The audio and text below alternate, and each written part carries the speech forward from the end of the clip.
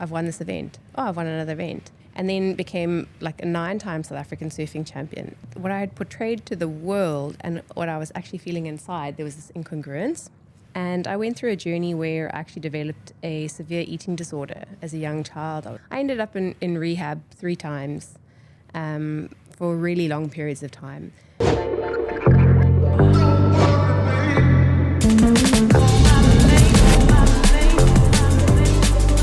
And a massive thanks to my sponsors, I'm Not Plastic, Ocean Freedom Co., Wazoogles, Good Co., Namuti, and So Pure Naturally. Welcome everyone to another episode of Down Deep, where I hope we can get down and deep about a few things.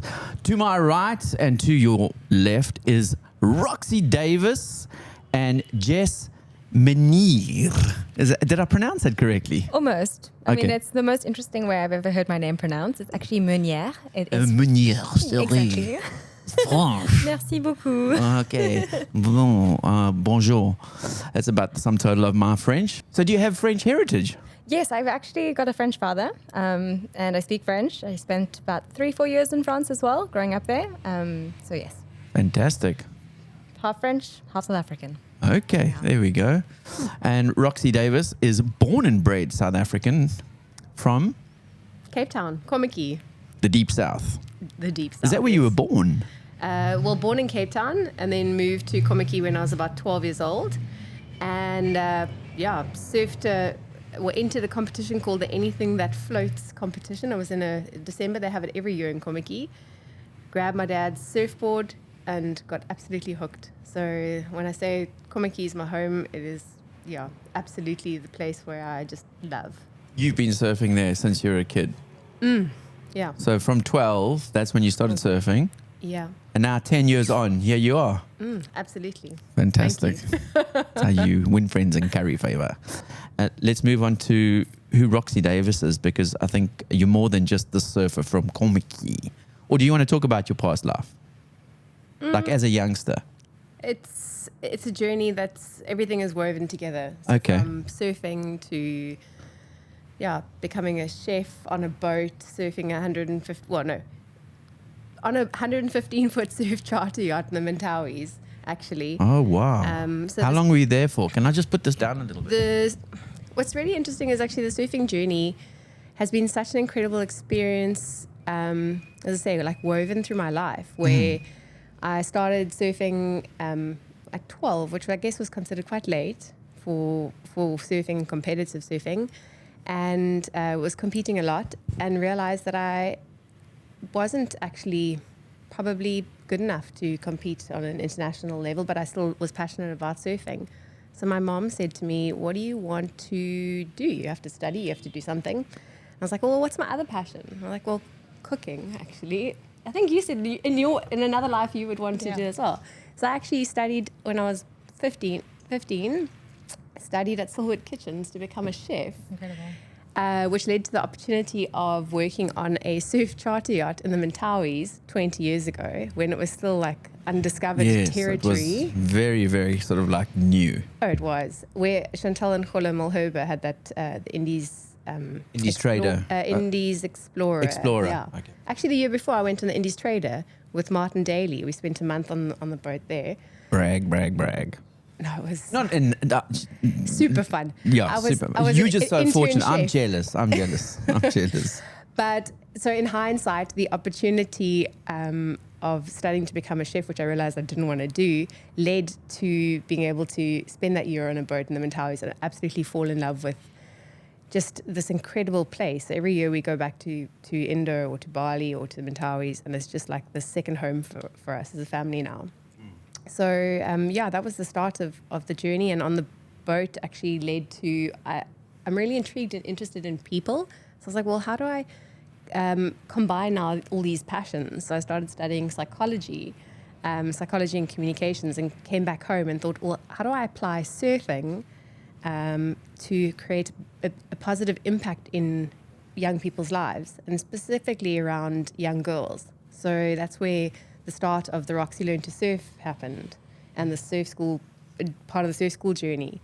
And my first intake I was going to study full time, that was the plan, and then it was the first intake. There were 200 girls that signed up. And I was like, oh, how am I going to do that? So surf school became a full-time project and studying became a part-time project. But again, I was able to utilize what I had learned on the journey, through the journey, to be able to apply it to the next stage or phase. So surfing is like the thread that is just woven through all of that, really.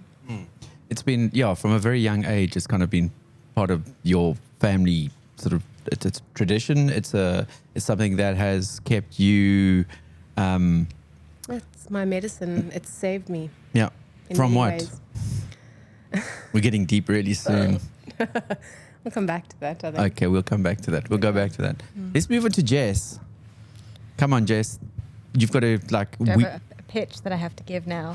Not so much a pitch. I think I'm where as like Roxy's now talking about the journey that led to where she is today. I think I'm very much so just starting that journey myself, which is in a very privileged and exciting space to be in.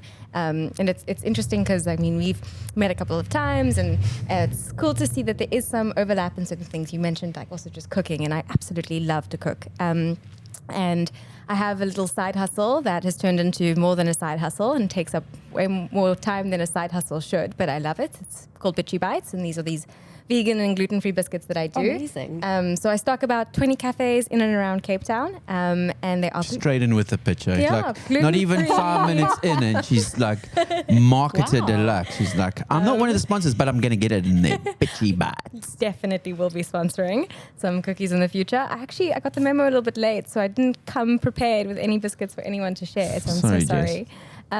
But yeah, I've been doing Bitchy Bites, or at least Bitchy Bites kind of came up. Itchy Bites or Bitchy Bites? Bitchy Bites. Okay. So it's Bitchy Bites because... Sorry, did you just say itchy bites? It's Itchy Bites. It won't make you itch, I promise. It's Bitchy Bites because it's like badass biscuits. The logos are like Eat My Cookie, better than Grandma's Cookie. Like, you know, it's a bit out there and bold. Yes. A little bit edgy. Exactly. And I just thought like vegans always have a bad rep. So let's just kind of like fight back a little bit with a bit of sass. But yeah, that hasn't, been my main focus. I actually was fully employed and full-time as of today. It's my last day, actually. And you're here doing a podcast on your last day of work. Well, it's like handover. I've handed over. I'm actually done. So it was more like a cheers, guys. Lots of love. Is this a celebratory day? Are you going to go out for some drinks later? Probably not drinks. I'm probably going to go and surf because I haven't done that in months. Yay. So find a wave somewhere and go and celebrate with a wave. But yeah, I moved into full-time right after studying and loved it. But also at the same time, there was a huge growing process of realizing that I didn't want to be spending my days in the office or my weekends working. And as a result of that, it took a long time to kind of arrive at where I am now in this space of like having to think about what it is that I want to do and where I want to put my time and my focus. And definitely growing Bitchy Bites is one of those areas. But I also do realize that I want to be in a space that is giving back and that there is more like firsthand like evidence impact, and that what I am doing is important not only for myself but for kind of like this greater good, I guess. So that's where I am now. I'm still very in this journey of being like, okay, where do I put my attention? So I'm also going to go back and study. I've applied to the Sustainable Institute at Stellenbosch. I have gotten in, but now I just have to apply for some funding. So we'll Congratulations. see. Thank you. Sure, how exciting. And then also just move into the space of freelance storytelling. That's kind of what I was doing previously for my full-time job. So to keep that going, I'm excited for the journey. That's all I can say. I don't know where I am right now, other than just about to embark on some big adventure. That's cool. And when you speak about giving back, like, can you just tell us a little bit more about what you mean? So, in a lot of I've got a few ways that I want to give back. One being able to now I've recently worked on a project called Trail Taxis. And it's an incredible organization that's just been started up where they basically take kids from peri-urban and underserviced areas to the trailheads and to the mountains and to start creating these pathways and connections for children that don't always have the means to be able to get outside and outdoors.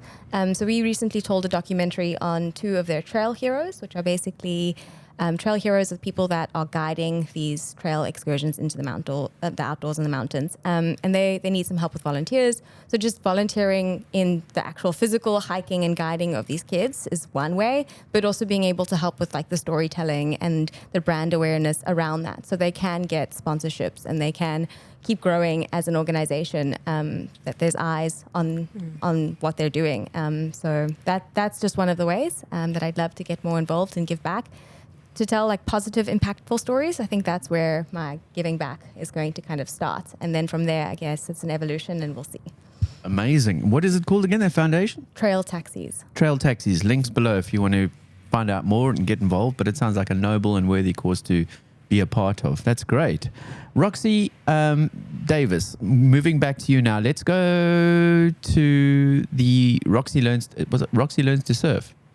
Okay, that started on the Muizenberg Strip, the infamous Muizenberg Strip, where you can go down there, no matter who you are, you can rent a wetsuit and a board, and you were one of the early sort of pioneers, we'll call it pioneers. You were one of the early adopters of encouraging people to come down, learn to surf, right? How long ago was that? It was 20 years ago, and it was a stage where Muizenberg, it was still quite dodgy. The buildings were dilapidated.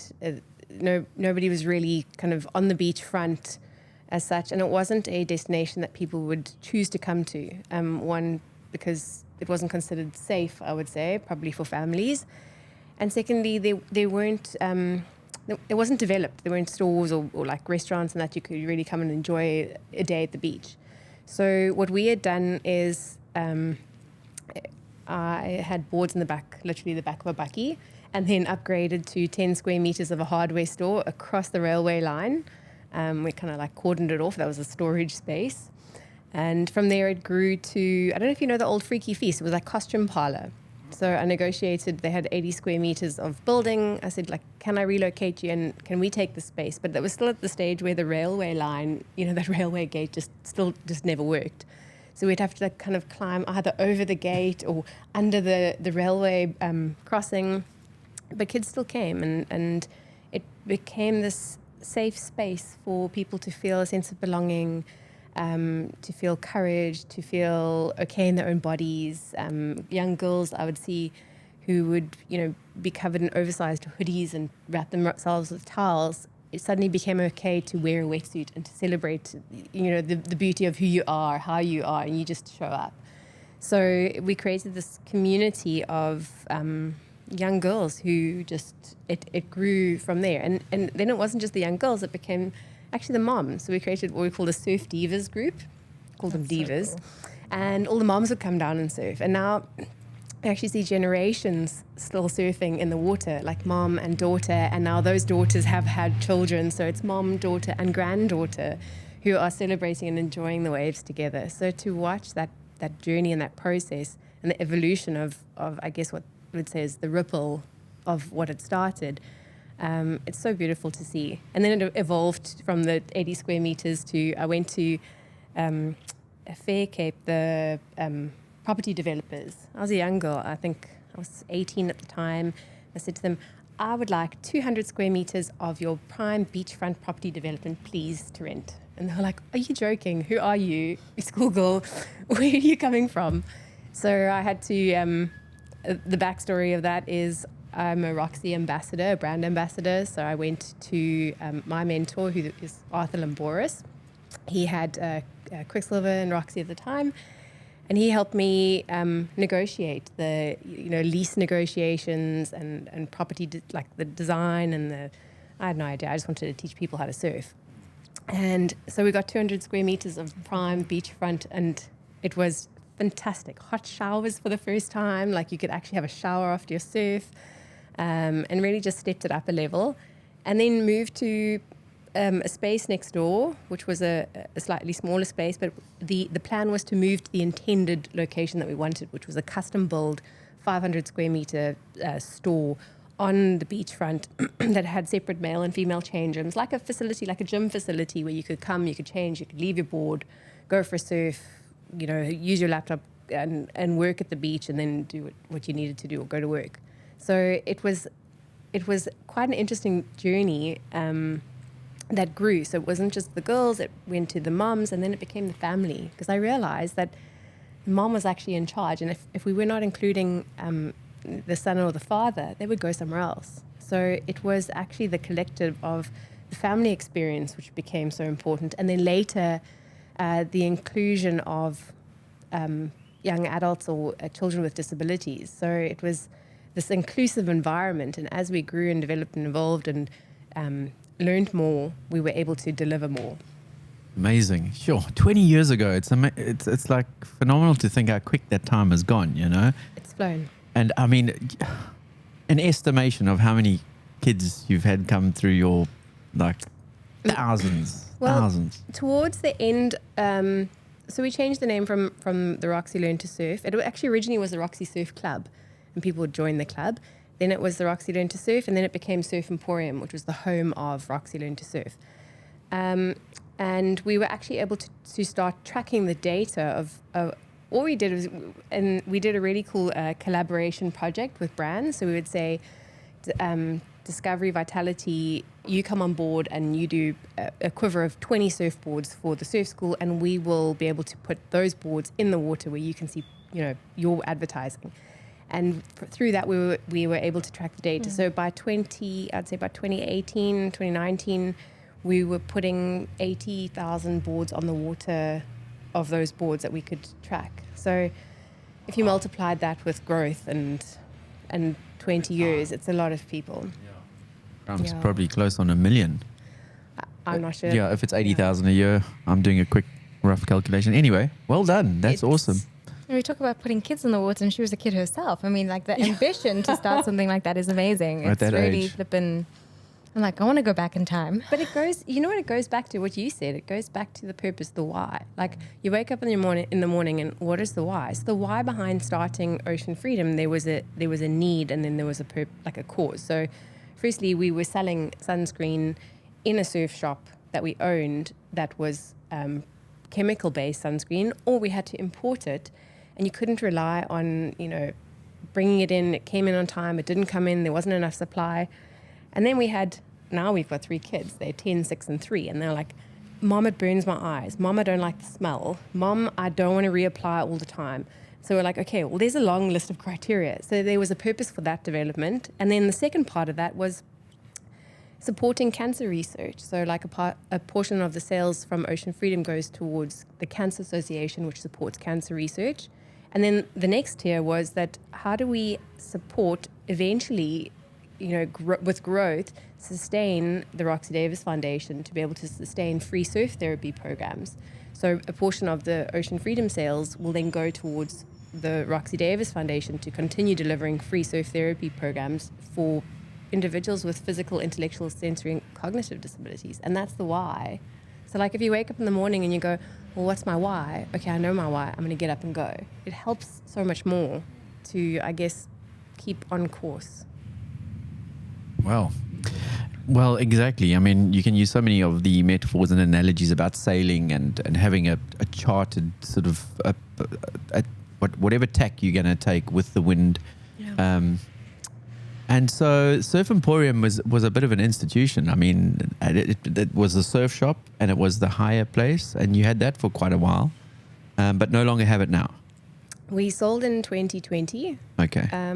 And the reason we sold was actually, it was a difficult one because my personality is to be all in all the time. So with our our oldest now, Daniel, he turned around and said to William one day, like, Dad, who's going to look after me this weekend? And we realized that we were there delivering this incredible experience to other people's children and families, yet our children were, at home with my mom or somebody else. And that was really the aha moment for us, having kids and to be more present and to be focused and engaged and to slow life down because life is just going so fast. We realized with 3 kids, we couldn't sustain what we were doing. And surfing was on the up. I think through COVID, the global stats showed surfing was on, I think, a 30% increase globally. And you can see it now. I mean, you go down to Muizenberg, you can barely get a parking in a weekday. It's an amazing spirit down there. It's awesome. And I'm sure like comparative to what it was 20 years ago when you described it as a little bit of a dodgeball. You go there on a Saturday morning, and there's no other place in South Africa that has the spirit of the Berg and Surfers Corner. It's just such a cool energy and a vibe down there. And everyone's welcome. Yeah, that's the cool thing about it. It's not one of those places where you have to watch out for the locals so much, you know. It's everyone can get involved, the entire family. So going over to you, Jess, Bitchy Bites, where can we get them? A few places, but mainly deep south. I think that is my big kind of target market where I stock most of my biscuits. On the beachfront in Muizenberg as well, Hang 10, Harvest Cafe Muizenberg. It is also, I think, I mean, I've been based in the Berg for the last 3 years now, so I also do live in Muizenberg. And it is, I mean, I definitely, now that you're sitting here and saying that you guys are or were involved with Surf Emporium, I do remember you in the water on your lunch breaks with your husband as well. So I know how involved you were at the shop. So that's also so fantastic to know that you're also now stepping back and starting your own journey in a different way. But yeah, so based in the Berg, and it's also been so, I think, wild to see the transformation of Muizenberg in the last 3 years. And I think that's also, you know, post-COVID, a lot has happened, and I think there's been this huge influx of people wanting to surf, and that's beautiful. So my biscuits do make for the best pre and post-surf treats. Yeah, based in the Berg, and there are some in Cook Bay and Komiki as well. At Good Riddance, you can get them. Okay. I assume you have a sweet tooth. I do. But they are refined sugar-free. So it's a little bit of coconut sugar, and there's barely any sugar in them. Yeah, you got to stay healthy, you know. So you could actually get your biscuits and your sunscreen at Good Riddance. Exactly. There you go. What about bang for buck? There we go. So both of you are represented down in the Berg. That's cool, man. And then, Roxy, let's talk about the Roxy Davis Foundation, because I think that plays a big part of your narrative and your passion for wanting to be inclusive of the entire community of surfers. And that goes above and beyond just families. It extends to those who are perhaps, what's the correct word? It's actually a really interesting topic, because a conversation or how a volunteer, for example, engages with the participants. You know, so many people try and say, like, you've got to say this, you've got to say that. But you say it as it is, and it's you saying it from a place where you are coming from a place of love. You're not trying to, you know, degrade somebody or put them down. But generally, you know, from what I understand, is that the person is always put first, and the disability or the impairment doesn't define them. So it's a person who has a disability. Yes. Yeah. Okay, so but don't get caught up in the wording. No. That's really Okay.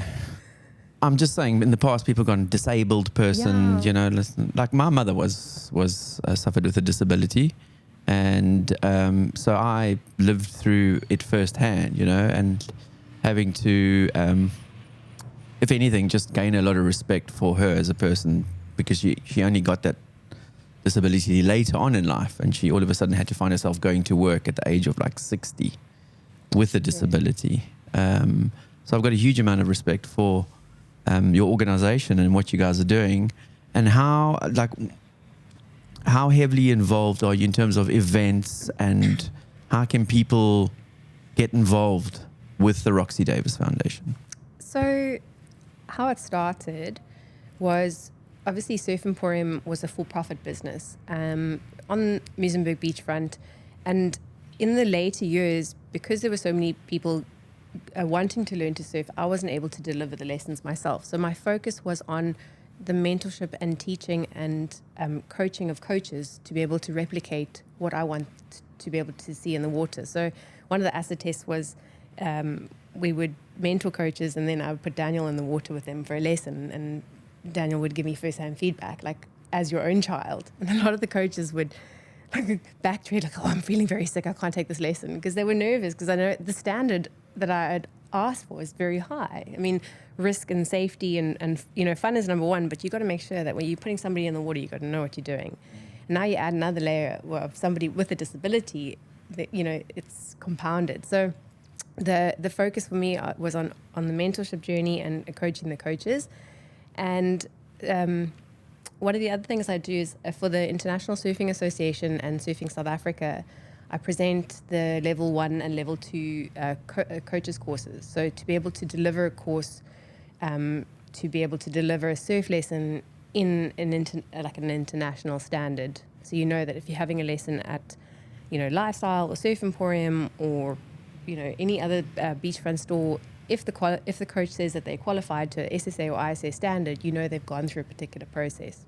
So that was my focus. And then Ant Smythe, he's he's a 2-time parasurfing world champion. He's a 2-time USA Open champion. He came back and said to me, listen, there's this international surf therapy organization that's, formed.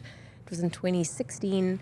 South Africa is really on the back foot here. Everybody's moving ahead with this thing called surf therapy. Like, what are we doing? And I was like, okay, Ant, let's do it. And he's like, what do you mean? I said, well, let's do it. Let's form an organization. Let's create something that is independent, that's not for profit, and let's be part of this movement.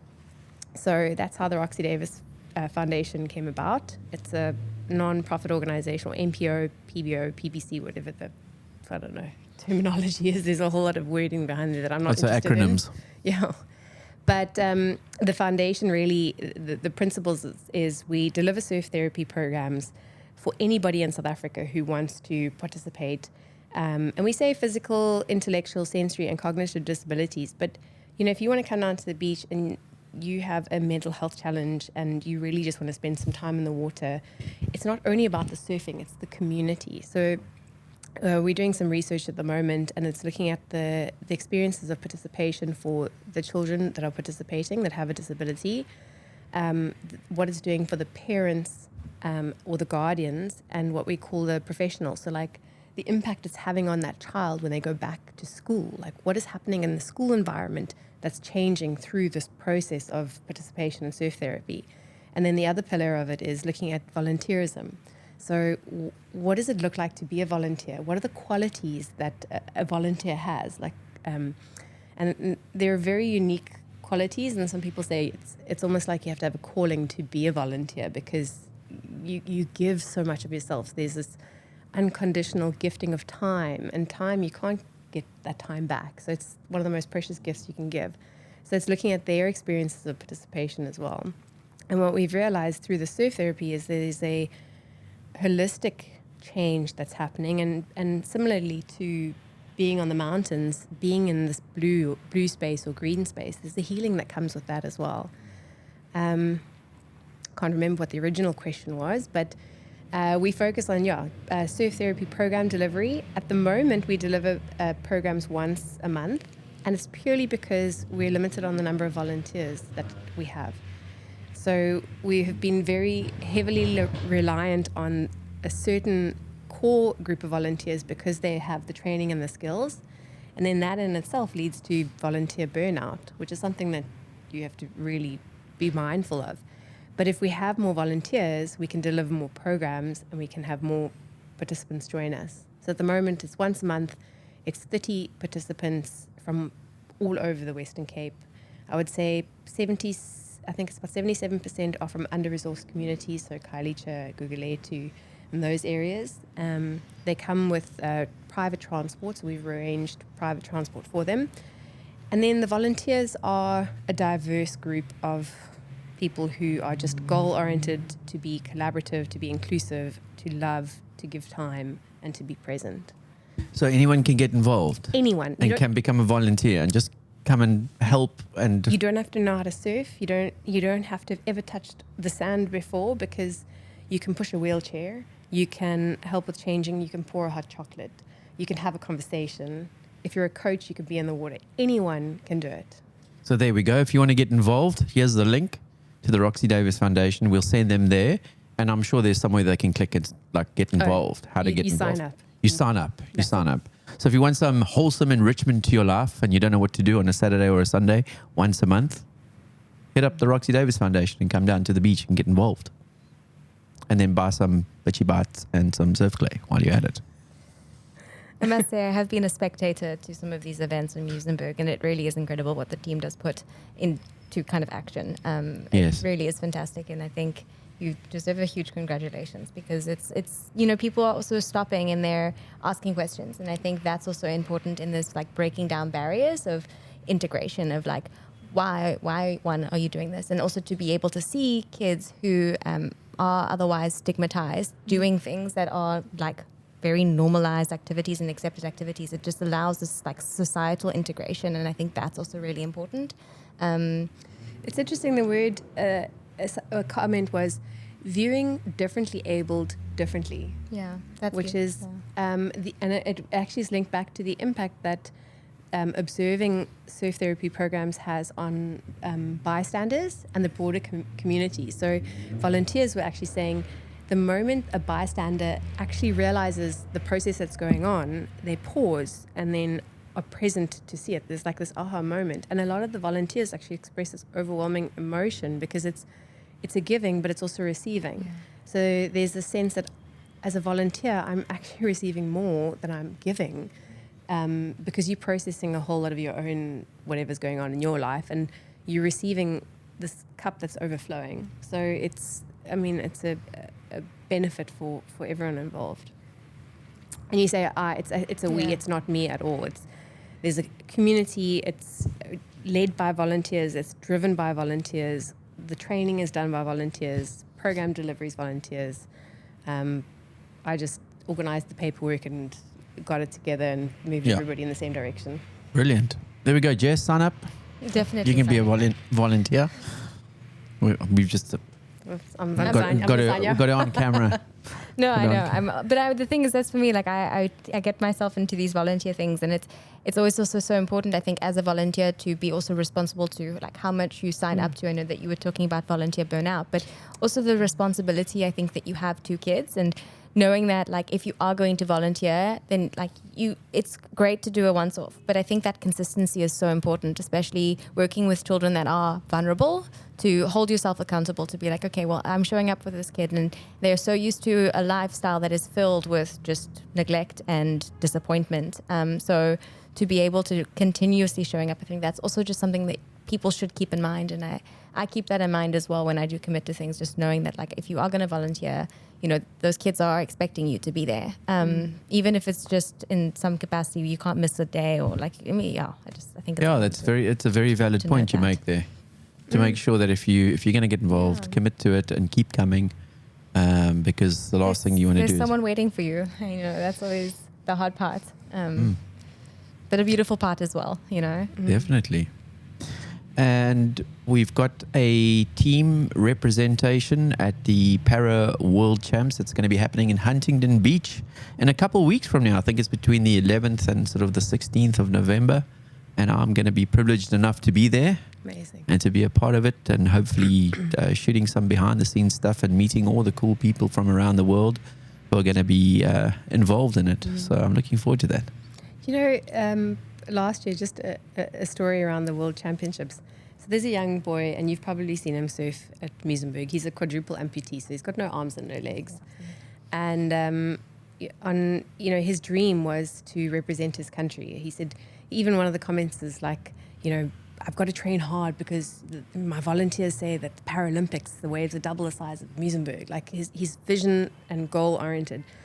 And last year, we sent a team of 14. I was the national coach for the parasurfing team. We went to Pismo Beach. And on his 16th birthday, he flew that flag for South Africa wearing his blazer. And this is a young chap from Muizenberg. Well, he learned to surf. It was not even a year before that. And he came 17th in the world. So last year, our team of 14 athletes that competed, we ended up coming 5th out of 28 countries that were participating. There were 180 athletes. And you talk about like grit and tenacity and the South African fears that we have. Like literally, I would say weeks before going, these young athletes were at the robots shaking tins to try and get the last of their money in, because it's all self-funded. But they did it. And amazing. It's the highest place South Africa's ever had at a parasurfing championship. That's 5th in the world. And it's incredible. It's just this energy that we have as South Africans that it's like, well, power goes off, we just carry on. The water stops, we just carry on. Like challenges, they're part of our everyday Yeah, life. I definitely think that South African like chutzpah and grit is like so unique. You don't see it anywhere else in the world. But it is a matter of like giving and providing that opportunity for people to be like, actually, give me the opportunity or the chance, and I can show you what I have. This like fighting spirit. And small things like on an aeroplane, we had to fly, and there's a limitation on the number of individuals that have wheelchairs that can go onto a flight. So you can only have 2 individuals with wheelchairs on any flight because of the aviation regulations. So this one chap said, well, I'll get out of my wheelchair, I'll just go on my stumps and I'll just walk up the stairs, because then that's one less person and we can get 3 of us on the flight. And I'm like, wow, that was innovative. Let's do that then. And you're like, that's how we think, that's how we do. Yeah, that's that little edge that South Africans have, as they did over the French on the weekend, but we won't go there. We won't talk about that. Just Meniere. It's actually a very like heated kind of space. My dad is French, my mom's South African, and they're both watching together, and it was just all hell kind of broke I'm loose. sure. But the South Africans are going to win. I'm sorry. Like, I was as French as I am. Go Boca. Oh, earlier you mentioned that surfing saved you, and then I was like, what did it save you from? You're like, oh, we won't go there now. We'll talk about it later. So surfing is my therapy and it's my medicine, and I say it saved my life. I have a very driven, competitive nature, and I put a lot of pressure on myself. And through my younger years, I was competitive from 12 and a half, because I started competing 4 months after starting to surf. And that created quite a knock-on effect, because it was like, oh, I've won this event. Oh, I've won another event.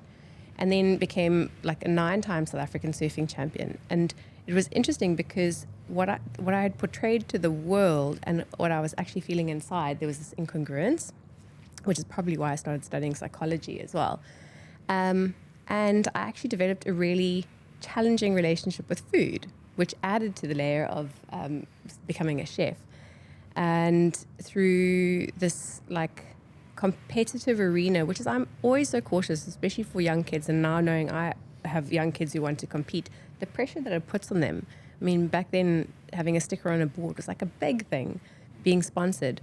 And I went through a journey where I actually developed a severe eating disorder as a young child. I was probably going from 12 to 13 into that like adolescence, body changing.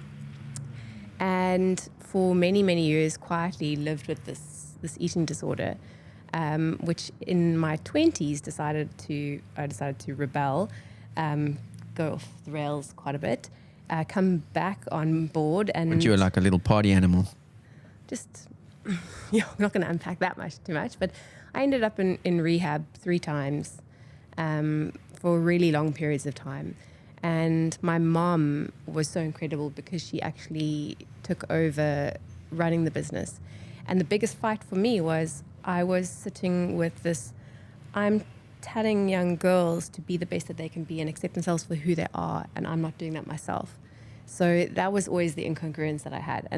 And once I had gone through that and realized the life that I'm living from what I'm doing and the life I'm actually living, once those became one, and then having kids, it just put me back on track.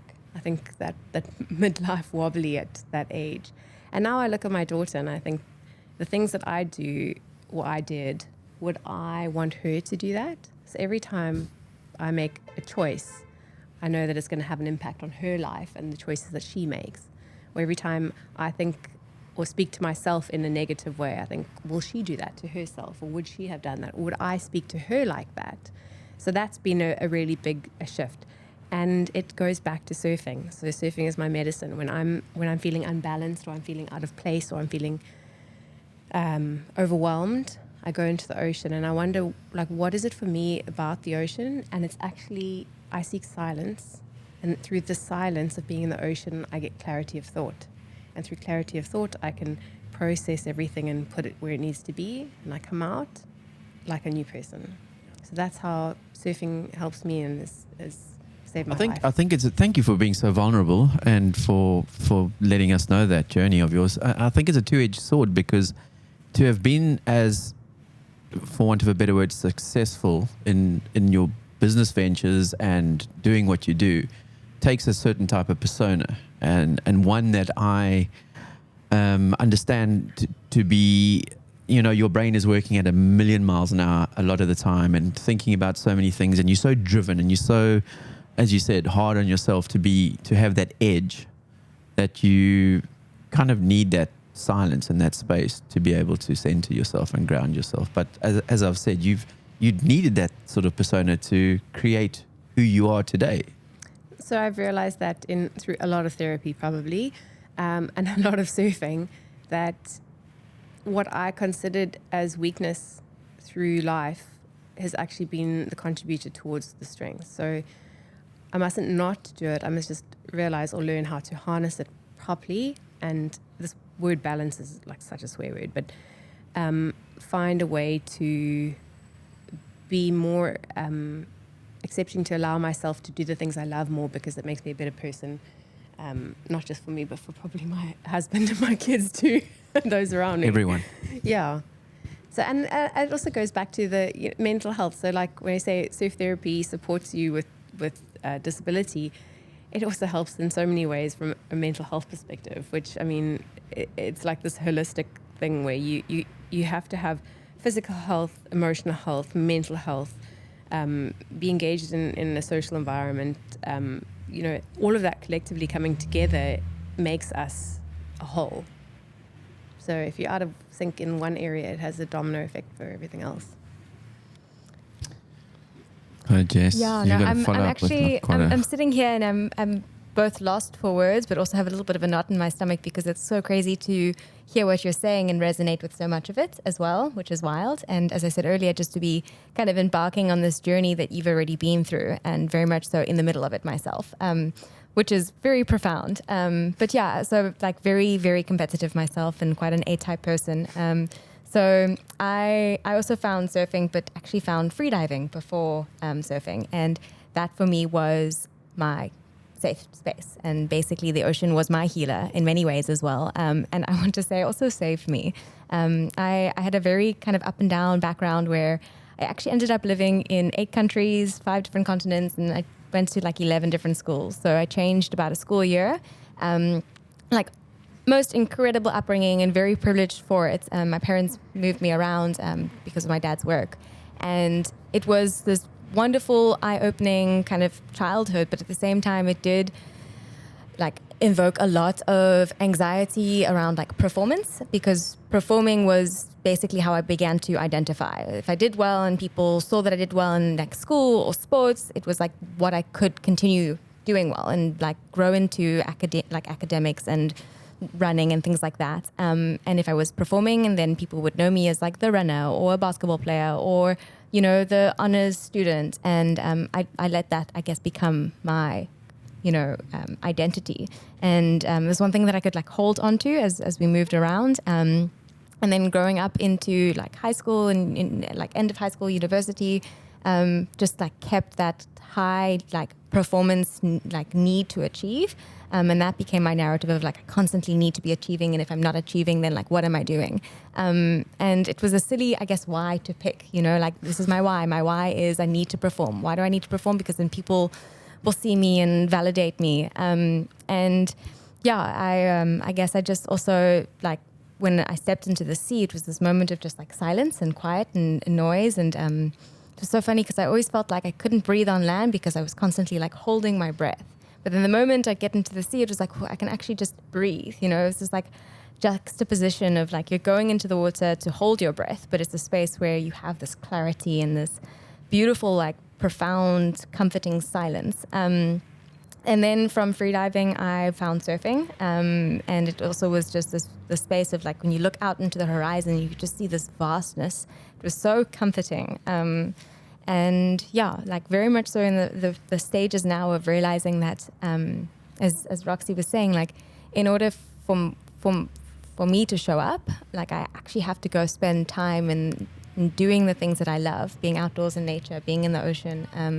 And people often see it as like a selfish thing, but it's actually quite selfless, because in order for you to then give, you then have capacity to give because you've gone and you've taken that time for yourself to just actually pause, breathe, reconnect. So that's, I guess, my journey with the ocean. Sadly, and I've realized, I think this year as well, this is probably what has prompted my move away from a full-time corporate job is because I've completely neglected the sea. I've spent, I think, maybe 5 times this year surfing, and we are already at the end of October, which is crazy. I live literally on the doorstep of the ocean, and I haven't been freediving at all this year.